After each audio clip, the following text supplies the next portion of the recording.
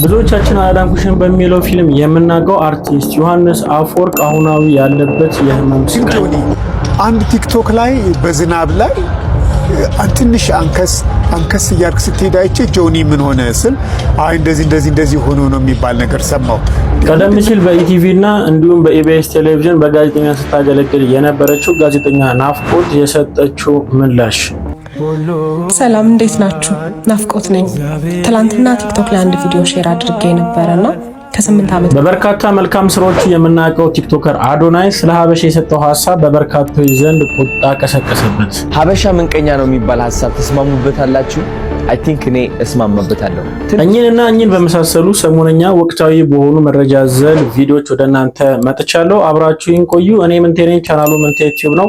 ሰብስክራይብ በማድረግ ይህንን ቻናል ቤተሰብ መሆን እንዳትረሱ። እንዲሁም በተጨማሪ ከእናንተ የሚጠበቃለ ለበርካታ ጊዜ ቆይቼ ስለመጣሁኝ ቻናሌ ትንሽ ላይንቀሳቀስ ስለሚችል እባካችሁን ላይክ በማድረግ እንዲሁም ደግሞ ለወዳጅ ዘመዶቻችሁም ሼር በማድረግ ቪዲዮን እንግዲህ ትብብራችሁን እንድትገልጹልኝ ወይም ደግሞ መልካም ትብብራችሁ እንዳይለየኝ ከዚህ ጋር እና ጠይቃችኋለሁ። በቅድሚያም እንግዲህ አንድ ቪዲዮ ልጋብዛችሁ ወደድኩኝ። እንደ ሀገር ሁላችንም ይመለከተናል፣ የሚያሳስብ ጉዳይ ነውና ተጋበዙልኝ። ላላንጎ 5 ወንዶች ደፍረዋት ሞተች።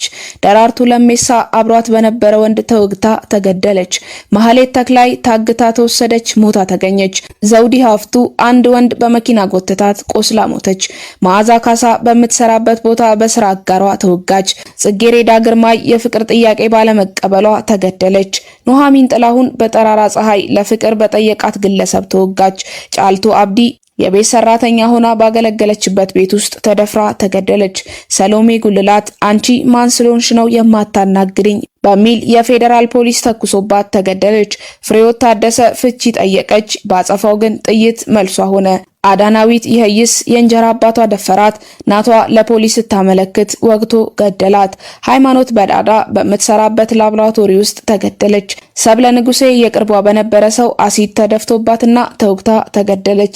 ፋጡማ ኡጋስ በቡድን ተደፍራ ተሰቅላ አሁን ሁላችንም ይመለከተናል። በሴቶች ላይ በህፃናት ላይ የሚደርስ ማንኛውንም ጥቃት ልንቃወም ይገባናል የሚል ሐሳብ ማስተላለፍ ፈልጋለሁ።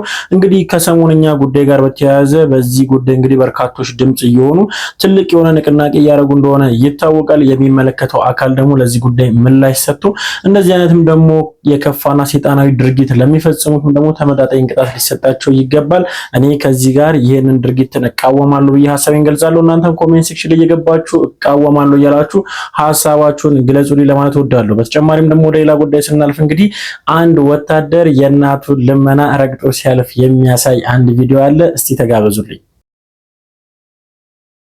በብርሃን ብዛት በሻማዋት እሷ የቀለጠች ላይኔ ተቀልዳ ሰው የለኝም እያልኩ ሳዝን ሳሳዝናት አለው ሳትኖራ እቅፍ ቃል ሳይወጣት እንክርት አይኖቿ እንቅልፋቸው ሰቀቀን ስትተኩለው ሲነጠቅ ሲጎዳ ስሜቷ ስታስብ እንዲቆም ቤቷ ይህንን ቪዲዮ በቲክቶክ ፕላትፎርም ላይ ተጋርቶ በርካቶች እየተቀባበሉት ሀሳባቸውን ሲገልጹበት ነበረ። እኔም በአጋጣሚ ኮሜንት ውስጥ ገብቼ የተለያዩ ሀሳቦችን የማየት እድሉ ገጥሞኝ ነበረ እና ሀሳቦቻቸውንም ሳይ በርካቶች ለሁለት ተከፍሎ እየተከራከሩበት ይገኛሉ። ግማሹ እንግዲህ የእናትን ልመና የእናትን ተማጽኖ እንዴት ረግጠህ ትሄዳለህ ብሎ የሚጠይቁም አሉ። በሌላ ወገን ደግሞ ያለው ደግሞ እንግዲህ እናት ማለት ሀገር ነች። በቃ ሀገር ስትኖር ነው እንግዲህ ሁላችን መኖር የምንችለው የእናትየው ሰላም ራሱ በሀገር ሰላም ላይ የተወሰነውና መሄዱ ግዴታ ነው ብለው ሐሳባቸውን እየሰጡ ይገኛሉ። እናንተ እስቲ ከሁለቱ ሐሳቦች የትኛውን ሐሳብ ትቀበላላችሁ? ሐሳባችሁን ስጡበት። እኔ ግን ያው እናት ማለት ሀገር ናት በሚለው በሱ ስር እመደባለሁ ወይም ደግሞ የሱኛው ሐሳብ ትንሽ የሆነ ገዝቶኛል ለማለት እወዳለሁ። እስቲ እናንተም ሐሳባችሁን ግለጹበት። ወደ ሌላ ጉዳይ ስናልፍ ደግሞ እንግዲህ ከሰሞኑ እንግዲህ ብዙዎች እየተቀባበሉት እየተነጋገሩበት ያለ ጉዳይ ነበረ። በኢትዮጵያ ውስጥ እንግዲህ ለሁለተኛ ጊዜ የተካሄደ ያለው የቦክስ የቦክስ ውድድር አለ። በዛ ቦክስ ውድድር ዙሪያ በርካቶች ሐሳብ ይሰጡ ነበር። አንድ ጉዳይ ግን እንግዲህ ትኩረቴን ስለሳቡ ለእናንተ ይዤላችሁ መጣሁ። እስቲ ተጋበዙ። ኧረ ተው ግን በዚህች የዘይትና የሽንኩርት ዋጋ በናረባት ሀገር ይሄም ሌላ ብሔራዊ ጭንቀት ይሆንብን። ሰው ሁሉ ትኬቱ ተወደደ ብሎ ጩኸቱን እያቀለጠው ነው። ለመሆኑ ድብድብ ማየት እንደ ጤፍ መሰረታዊ ፍላጎት ሆነ እንዴ? ኑሮው ራሱ ድብድብ በሆነባት ሀገር ሌላ ድብድብ ለማየት መጨነቅ ይገርማል። ምርጫው ቀላል ነው።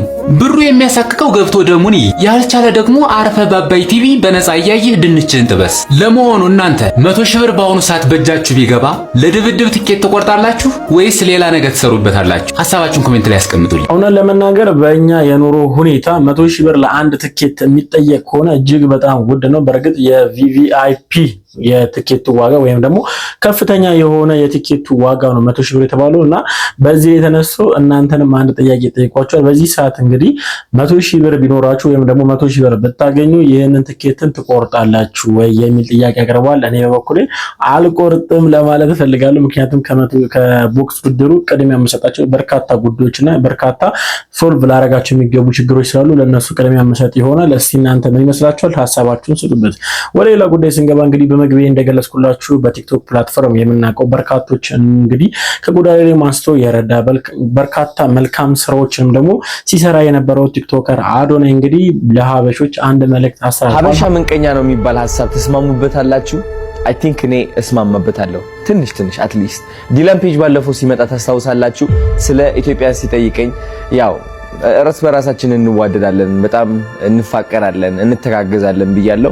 ኦፍ ኮርስ ከውጭ ሀገር ለሚመጣ ሰው ራሳችን ሪፕሬዘንት የምናደርግበት መንገድ በጣም ፖዚቲቭ መሆን አለበት። የቤታችን ግን እዚህ ብናወራበት አይሻልም? አንድ ሀቅ ልነግራችሁ እፈልጋለሁ።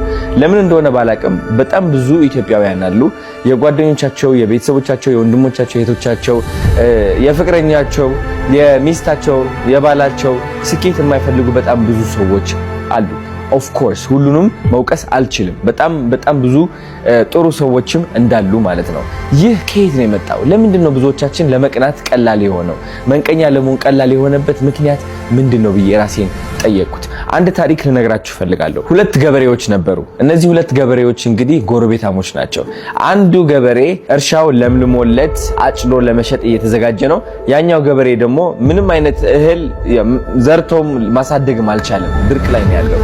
እነዚህ 2 ገበሬዎች እንግዲህ የተለያየ ሁኔታ ላይ ነው ያሉት። አንዱ ገበሬ ስኬት ላይ ነው፣ አንዱ ገበሬ ደግሞ ውድቀት ላይ ነው ማለት ነው። ይህ ውድቀት ላይ ያለው ገበሬ ምን ብሎ ያስባል? ኦኬ የኔ እርሻ እንግዲህ ምንም አልለመለመልኝም፣ ተበላሽቷል። የሱ ግን በጣም ተስተካክሎለት ህይወቱ ሊቀይር ነው። ስለዚህ ምን ባረግ ይሻለኛል ብሎ ራሱን ጠየቀ። 2 ምርጫ አይምሮ አቀረበለት። አንዱ ምርጫ ምንድነው?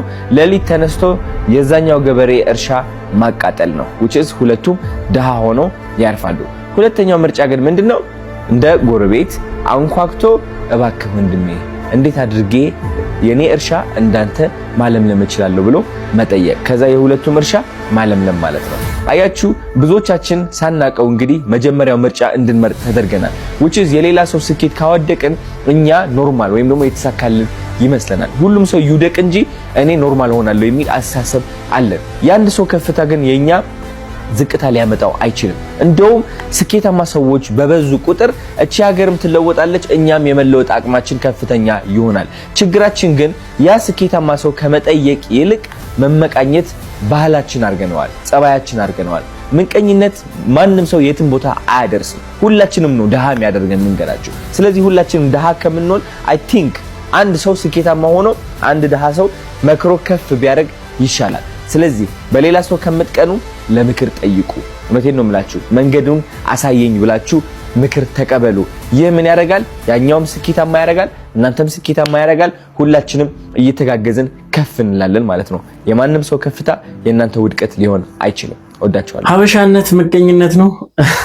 እስቲ ለማንኛውም ተወያዩበት። ግን ለማንኛውም ሀበሻነት ምቀኝነት ነው በሚላት ወርድ ላይ ብቻ ተነስተው በርካቶች ሐሳባቸውን እየሰጡበት ይገኛሉ። ግን ከዛ በኋላ የገለጻቸው ግን 2 ማንነቶች ወይም ደግሞ 2 ሐሳቦችን እጅግ በጣም ሚዛናዊ የሆኑ ሲሆኑ በርካታዎችም እንግዲህ በእነዚህ ሐሳቦች ላይ ሐሳባቸውን እየሰጡ ነበረ።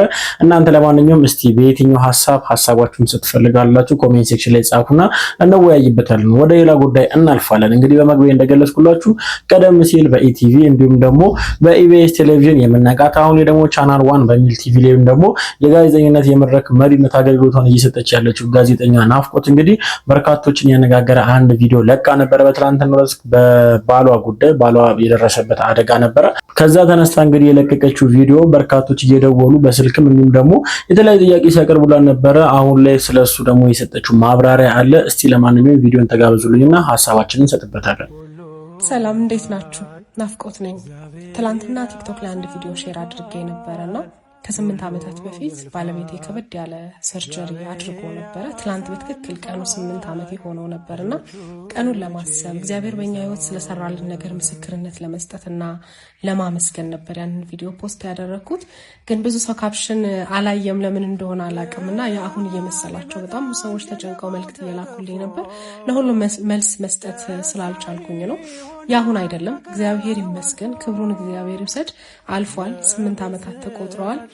ባለቤቴ በጣም በጥሩ ጤንነት ላይ ነው ያለው። ይሰራል፣ ይወጣል፣ ይገባልና ያንን ቪዲዮ ሼር ያደረኩት የተደረገልን በጣም ብዙ ነው። በየቀኑ እግዚአብሔርን ስለዛች ነገር ስላደረገልን ነገር አመሰግነዋለሁና ያንን ምስክርነት መስጠት አለብኝ ብዬ ስላመንኩና በፈተና ውስጥ ላሉ ሰዎች ደግሞ ትንሽ የተስፋ ጭላንጭል ከሆነ ብዬ ነው። አመሰግናለሁ። ያለፈውን ውድቀታችንን፣ ያለፈውን ስኬታችንን፣ ያለፈውንም ደግሞ ህይወታችንን እያሰብን ማመስገን ካለብን አሁን ልናመሰግን ይገባል። ስለ ቸርነቱ እስካሁን ድረስ ስለቆየን፣ እስካሁን ድረስም ስለጠበቀን፣ ወደፊትም ስለሚጠብቀን፣ እስካሁንም ስላኖረን፣ ወደፊትም ስለሚያኖረን አምላክ የተመሰገነ ይሁን ለማለት እወዳለሁ። እናንተም እስቲ አምላካችሁን አመስግኑ ለማለት እወዳለሁ። ናፍቆትም እንግዲህ ከዚህ ተነስታ ነው ያለፉ ህይወቷን አስተውሳ ለማመስገን ወይም ደግሞ ያን አመታትን እነዛን የጭንቅ ጊዜያቶችን ያለፈችውን መከራ አሁን ላይ አንስታ መማሪያ ስለሚሆን ለሌላ ሰዎችም ትምህርት ሊሆን ስለሚችል እንግዲህ በራሱ የቲክቶክ ፕላትፎርም አጋርታ ምስጋናን አቅርባ ነበረ። እስቲ እናንተስ ምን ትላላችሁ? ፈጣሪ እንግዲህ ከዚህ በኋላ መልካሙ ህይወትን ያብዛልሽ ለማለት እወዳለሁ። ወደ ሌላ ጉዳይ ደግሞ እናልፋለን። በመግቢያ የገለጽኩላችሁ ብዙዎቻችን አላዳንኩሽም በሚለው ፊልም የምናውቀው አርቲስት እንግዲህ ዮሐንስ አፈወርቅ እጅግ በጣም በሚያሳዝን ሁኔታ የድረሱልኝ ጥሪ ለተመልካቾች፣ ለአድናቂዎች፣ ለወዳጆቹ እንግዲህ አድርሷል። ምንድነው? እስቲ ለማንኛውም ቪዲዮ ልጋብዛችሁና ሐሳባችን እንሰጥበታለን። ከ30 ዓመታት በላይ በመድረክ ላይ የህይወትን ቀለም ሲስል በደስታችን ሲደሰት በህመማችን ሲታመም የኖረው ውድ አርቲስታችን ዮሐንስ አፈወርቅ ዛሬ የእኛን ድጋፍ ይፈልጋል። በአላዳንኩሽም ፊልም ብዙዎቹ የሚያውቁት ይህ አርቲስት በስራ ላይ ያለ በደረሰበት ድንገተኛ አደጋ የዳሌ አጥንቱ ተሰብሮ ላለፉት 6 ዓመታት በሰውነቱ ውስጥ በተተከለ ብረት ደጋፊነት በጽናት ሲታገል ቆይቷል። አሁን ግን ያ አጥንቱን ደግፎ የቆየው ብረት የደም ዝውውር ላይ ከፍተኛ ችግር በመፍጠሩ በአስቸኳይ ወጥቶ በሌላ ድጋፍ ሰጪ አካል መተካት እንዳለበት የሕክምና ባለሙያዎች አረጋግጠዋል። ለዚህ አጣዳፊና ህይወቱን የመታደግ ሕክምና ከ600 ሺህ ብር በላይ ያስፈልገዋል። ጥበብንና ደስታን ሲሰጠን የኖረውን መድረክን በወዛማ ትወና ሲያደምቅ የነበረውን አርቲስት ዮሐንስ አፈወርቅን ወደ ሙሉ ጤንነቱና ወደ ወደደው መድረክ የመመለስ ኃላፊነት የሁላችንም ነው። የእያንዳንዳችን ትንሽ ድጋፍ ተደምራ ለሱ ትልቅ የህይወት ተስፋ፣ የህመም እፎይታ ናት። ውድ የኢትዮጵያ ህዝብና የጥበብ አድናቂዎች የቻልነውን ያህል በመለገስና ይህንን ጥሪ ለሌሎች በማጋራት በፍጥነት ከጎኑ እንቁም። የባንክ አካውንት ቁጥሩን ከታች ታገኛላችሁ። እጆቻችንን እንዘርጋለት፣ አብረን ወደ ሙሉ ጤንነቱ እንመልሰው። እውነት ነው። እጅግ በጣም ያሳዝናል። በነገራችሁ ላይ ከቅርብ ጊዜያቶች በኋላ እንግዲህ በርካታ ሌጀንድ የሚባሉ ወይም ደግሞ የቀደምት አርቲስቶች በችግር ውስጥ፣ በመከራ ውስጥ፣ በህመም ውስጥ ሆኖ ለኛ ይመጣሉ። እንግዲህ እጅግ በጣም ያሳዝናል። ለማንኛውም ግን የአቅማችን ልንረዳው ይገባል። በዘመኑ እንግዲህ እጅግ በጣም ኮከብ የሚባል ወይም ደግሞ እጅግ በጣም ትልቅ የሚባሉ ስራዎች ለወዳጆቹ ለተመልካቾች ማድረሱ የሚዘነጋ አይደለም። እባካችሁ ልንረዳው ይገባል ብዬ ሐሳብ መስጠት ፈልጋለሁ። እንዲሁም በተጨማሪ እንግዲህ ፈጣሪ ጨርሶ ይማርህ ለማለት እወዳለሁ። እንግዲህ ደህና አገገመ እንግዲህ ተመልሰ በምትወደው የሥራ መስክ እንግዲህ ለመሳተፍ ያብቃ ለማለት እወዳለሁ። ወደ ሌላ ጉዳይ ስንዞር እንግዲህ የበስንቱ አድናቂዎች ወዴት አላችሁ? እስቲ አንድ መረጃ ከበስንቱ ድራማ ጋር በተያያዘ ወጥቷል። ተጋበዙ። በስንቱ የተሰኘው ተወዳጅ የቴሌቪዥን ድራማ በሕግ አደባባይ ፈጥሮት የነበረው ውዝግብ በመጨረሻም እልባት አግኝቷል። ኢቢኤስ ዘሐበሻ መረጃዎችን ከየት ነው የሚያገኘው በሚል በፍርድ ቤት ክስ ቢያቀርብም መዘገባችንን አላቆምንም። ታሪኩ የሚጀምረው የስር ፍርድ ቤቱ የፌዴራል የመጀመሪያ ደረጃ ፍርድ ቤት ግንቦት 12 ቀን 2018 ዓ.ም ባሳለፈው ጊዜያዊ የእገዳ ትዕዛዝ ነበረ። በወቅቱ ኢቢኤስ እና ሲልቨር ስፕሪንግ ፕሮዳክሽን እና ፕሮሞሽን ከድራማው ደራሲ ጋር በገቡት ውል መሰረት ጉዳያቸው በግልግል ዳኝነት እየታየ ነበር። ሆኖም ፍርድ ቤቱ በዚህ ክርክር ውስጥ ፈጽሞ የሌለበትን ሶስተኛ ወገን ይኸውም ቻናል 1 ቲቪን ድራማውን እንዳያስተላልፍ በጊዜያዊነት በማገዱ ነገሮች ተወሳሰቡ። በዚህ ያልተጠበቀ እገዳ ግራ የተጋባው ቻናል 1 ቲቪ ፍትህን ፍለጋም ወደ ፌዴራል ከፍተኛ ፍርድ ቤት አቀና። ይግባኝ ባዩ ቻናል 1 ለችሎቱ ሲያስረዳ እኔ በግልግል ዳኝነቱም ሆነ በውል ክርክር ውስጥ ምንም አይነት ተሳትፎ አልነበረኝም። እኔም ባላሳተፈና የጽሁፍ አቤቱታ እንኳን ባልቀረ በብኝ ሁኔታ የተሰጠው ይህ የእገዳ ትዕዛዝ የህግና የስርዓት ግድፈት ያለበት ነው በማለት የነገሩን ኢፍትሐዊነት አብራራ። እገዳውም እንዲነሳለት ጠየቀ። ይህንን የይግባኝ አቤቱታ የተቀበለው የፌዴራል ከፍተኛ ፍርድ ቤት የሰበር ምድብ 5ኛ ፍትሐ ብሔር ይግባኝ ችሎት የቻናል 1 ቲቪን እና የመልስ ሰጪዎችን የኢቢኤስ እና ሲልቨር ስፕሪንግ ፕሮዳክሽን እና ፕሮሞሽን መዝገብ በጥልቀት መረመረ። በመጨረሻም ፍርድ ቤቱ ሚዛኑን ወደ ቻናል 1 በማዘንበል ይግባኝ ባዩ በሁለቱ ወገኖች መካከል በነበረው የግልግል ዳኝነት ተሳታፊ ባልሆነበት ሁኔታ የስር ፍርድ ቤት በሱ ላይ የጊዜያዊ እገዳ ትዕዛዝ መስጠቱ የህግና የፋክት መሰረት የሌለው ሆኖ ተገኝቷል የሚል ወሳኝ ብይን ሰጠ። በዚህም መሰረት የስር የፌዴራል የመጀመሪያ ደረጃ ፍርድ ቤት ግንቦት 12 ቀን 2018 ዓ.ም አሳልፎት የነበረው ድራማው በቻናል 1 ቲቪ እንዳይታለፍ የሚለው የእገዳ ትዕዛዝ ሙሉ በሙሉ እንዲሻር ተወሰነ። የፍርድ ቤቱን ቋሚ ችሎት ውሳኔ ሲያጠናቅቅ ሁለቱም ተከራካሪ ወገኖች ለሂደቱ ያወጡትን የየራሳቸውን ወጪና ኪሳራ ራሳቸው እንዲችሉ በማዘዝ የበስንቱን የህግ አደባባይ ትረካ መቋጫ አድርጎታል። በስንቱ ፍትህ አግኝቷል። እንደሰማችሁት ነው የበስቱ ድራማ እንግዲህ ከነበረበት የክስ ሂደት አሁን ላይ እንግዲህ ፍቃድ ተሰጥቶት እንደቀድሞ እንግዲህ ስራዎቹን ለማቅረብ በዝግጅት ላይ እንዳሉ መረጃዎችም ወጥቷል። እጅግ በጣም ደስ የሚል ነው። የበስንቱ አድናቂዎች እንኳን ደስ አላችሁ ለማለት ወዳለሁ።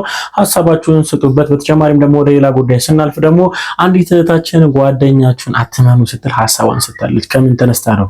እስቲ ቺን ቪዲዮ ተጋበዙልኝ። አንዳንዴ ግን እኔም እኮ እንደናንተ ነበርኩ። ዝም ብዬ ሳስባችሁ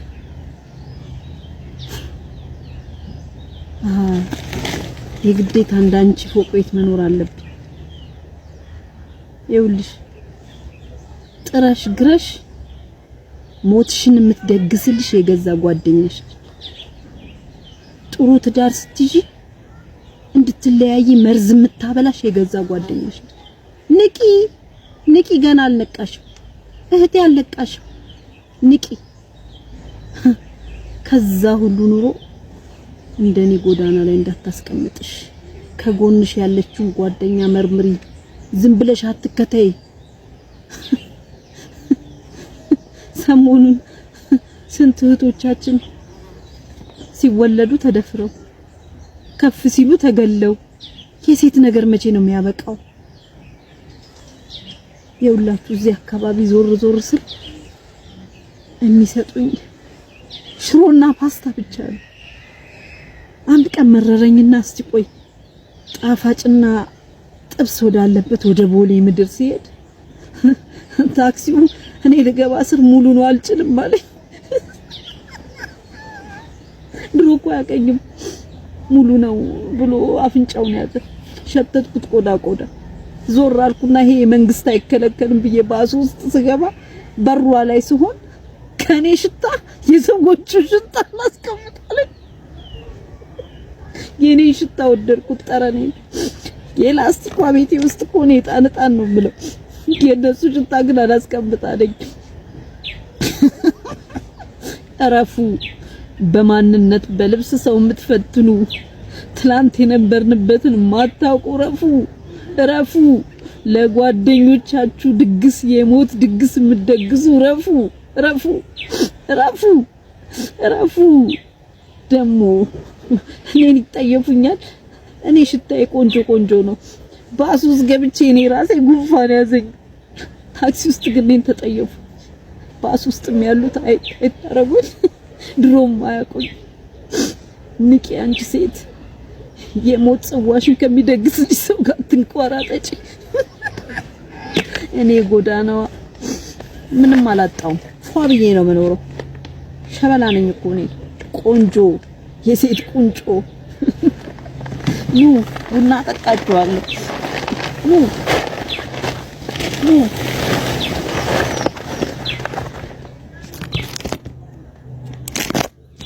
በዚህ ላይ ሐሳቤን ለመስጠት ያህል እንግዲህ አንድ ሐሳብ ብቻ ልስጥበት። እውነት ለመናገር መጥፎ ጓደኞች አይኖሩም ማለት አይቻልም። ጥሩ ጓደኞችም ደግሞ የሉም ማለት አይደለም። ስለዚህ እንግዲህ ጓደኞቻችንን መምረጥ ነው እንጂ ያለብን ሁሉም ጓደኛ መጥፎ ነው ማለት አይደለምና እንግዲህ እህታችን ያስተላለፈችው መልእክት እንዴት ተረዳችሁት? እስቲ ለማንኛውም ሐሳባችሁን ስጡበት፣ እንወያይበታለን። ወደ ሌላ ጉዳይ ስናልፍ ደግሞ እንግዲህ ትውልድ እየሞተ ነው፣ ትውልድ እየጠፋ ነው። የዚህ ደግሞ ምክንያት ዋና ተጠያቂ ማን ነው? ቤተሰብና ወይም ደግሞ ቀደምት ወይም ደግሞ ታሪክን አሸጋጋሪ አካሎች ናቸው ሲል አንድ ወንድማችን መጥቷል። እስቲ ለማንኛውም ሙሉ ቪዲዮን ተጋበዙልኝና ሐሳባችንን እንሰጥበታለን። እሺ፣ እንዴት ናችሁ?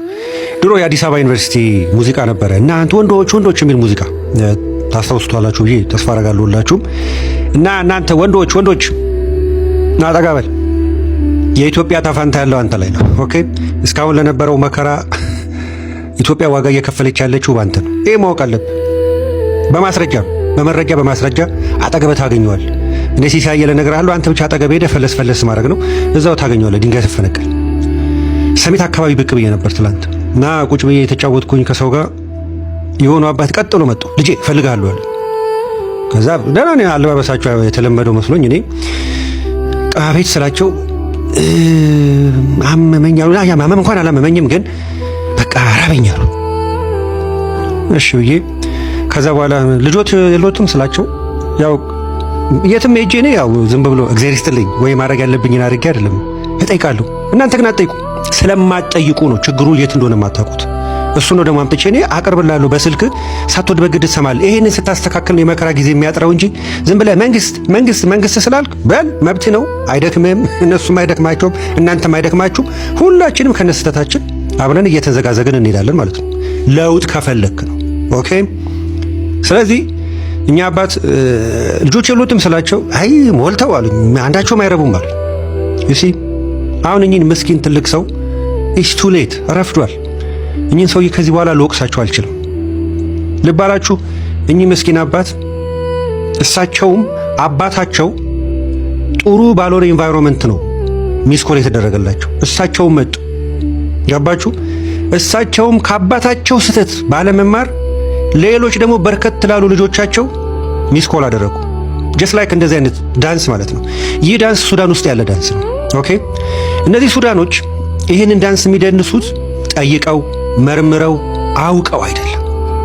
ሲወርድ ሲዋረድ በመጣ ነው። እየደነሱ ነው ይህንን ዳንስ።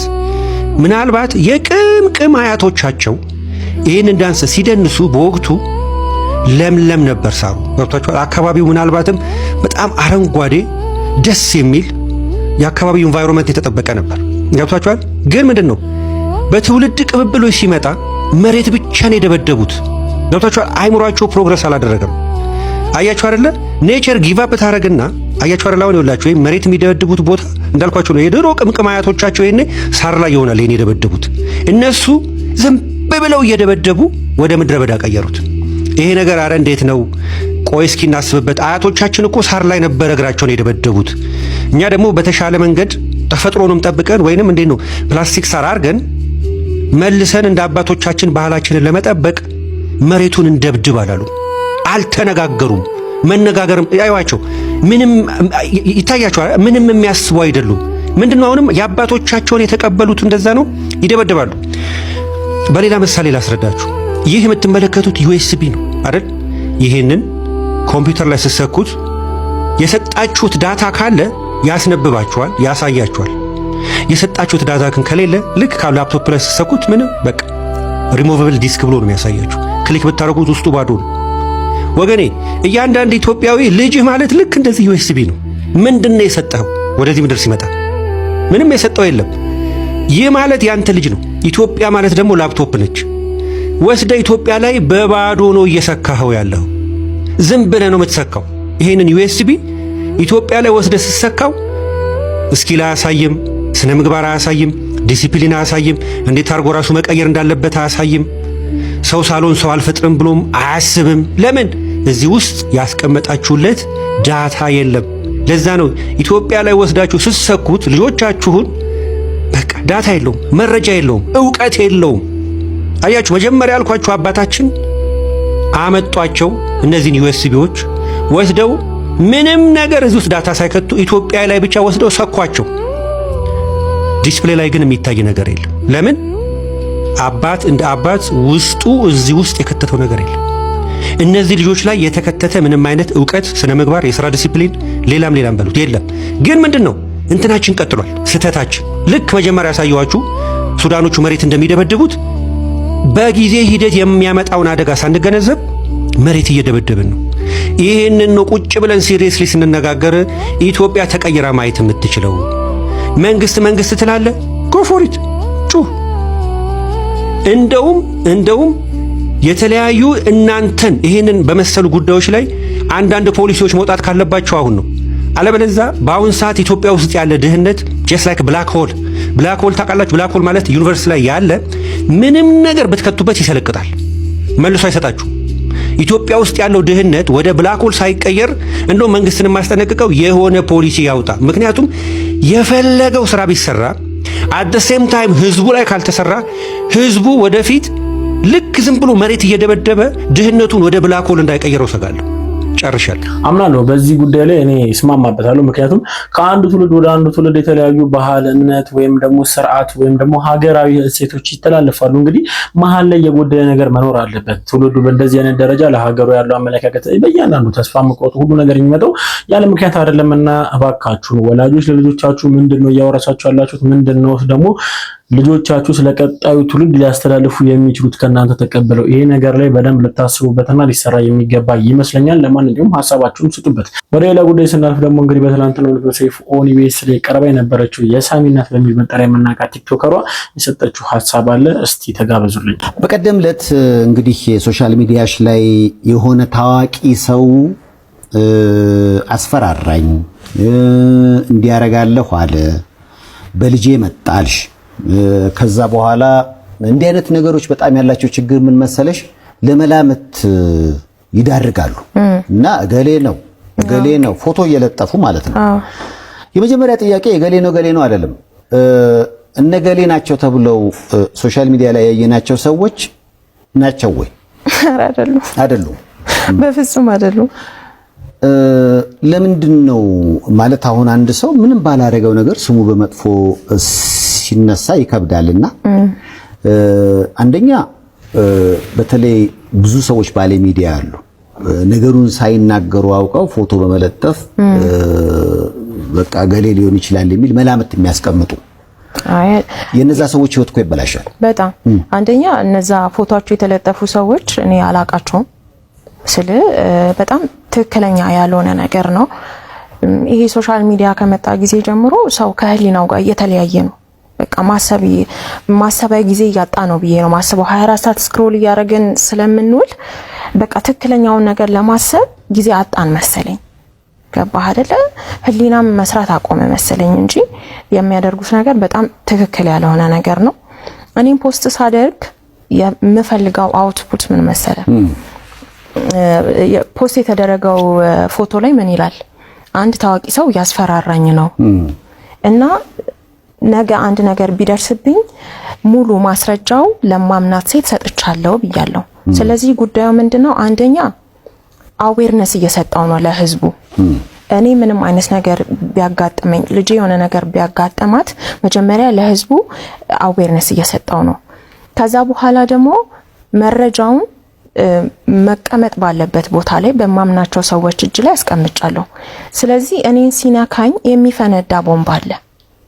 ሰውየው ከኔ እንዲርቅ የተጠቀምኩበት ታክቲክ ነው። ምክንያቱም ሶሻል ሚዲያ ላይ በጣም ብዙ የምንሰማቸው ነገሮች አሉ። ሰውየው ደፋሪው አጥቂው የሚያስፈራራውም ሰውዬ ማንነቱ ታውቆ ሰዎች አንድ ሳምንት አስተያየት ከመስጠት ባለፈ ምንም አይነት መፍትሄ ሳናገኝ ቀርተናል ብዙ ጉዳዮች ላይ። ስለዚህ እንዴት ነው በጥበብ ይሄንን ነገር ከህይወቴ ማስወገድ የምችለው? ራሴንም ልጄንም በመጠበቅ ምክንያቱም የሚኖር ህይወት ነው እንጂ ድራማ አይደለም፣ የሰሞን አጀንዳ አይደለም። ይሄ ትክክለኛው ህይወት ነው። ስለዚህ ያን ነገር ፖስት ሳደርግ እኔን ስትነካኝ የሚፈነዳ ፈንጂ አለ። ዝም የሚል የሚዳፈን ነገር የለም። ከዚህ ይሄ ነገር ሰርቶልኛል። እኔ ምን ተፈጠረ? ከዛ በኋላ ምናልባት አሁን በስም ያልገለጽሽው ሰው ደወለ አገኘሽ? አዎ ምን አለ? ተነጋግረናል።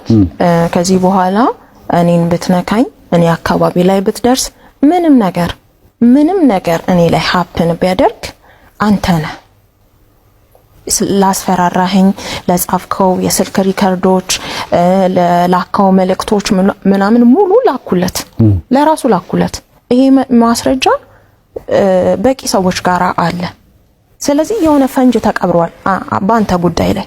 እኔ ስትነካኝ ይፈነዳል። ስለዚህ ህይወቴ ላይ አትድረስ አልኩት።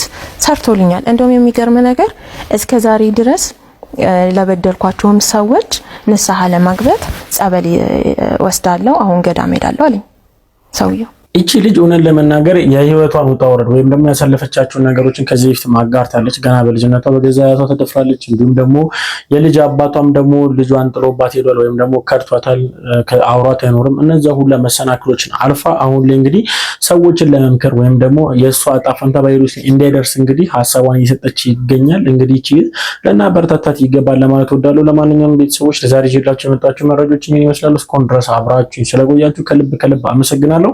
በቀጣይ ቪዲዮ እስክንገናኝ ሰላም ቆዩልኝ። እወዳችኋለሁ።